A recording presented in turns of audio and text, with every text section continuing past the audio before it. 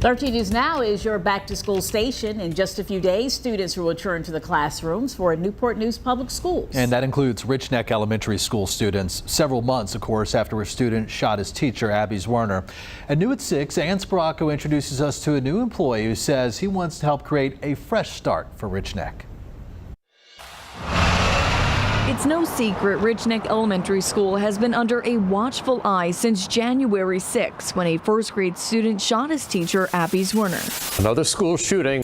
Life-threatening injury. 6-year-old student shot a teacher. Dealing with life-threatening injuries. Since the shooting, healing slowly made its way through parts of the community. School administrators implemented dozens of new security measures, created new advisory committees, and the school board introduced several changes to leadership roles. But a major lawsuit, questions and criticism over school safety, and charges against the mother of the student in the months following the shooting reopened those wounds and sparked new conversations. But with new beginnings come new opportunities.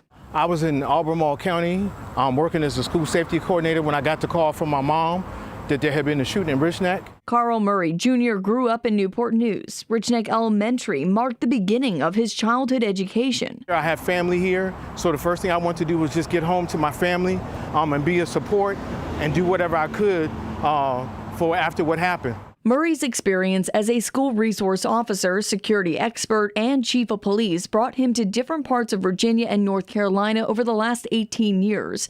But a conversation with his family shortly after the shooting at Richneck inspired him to come back home as the school division's new safety and security director. My mom talked about being able to come back home and being able to help and use those skills that I had to come back here.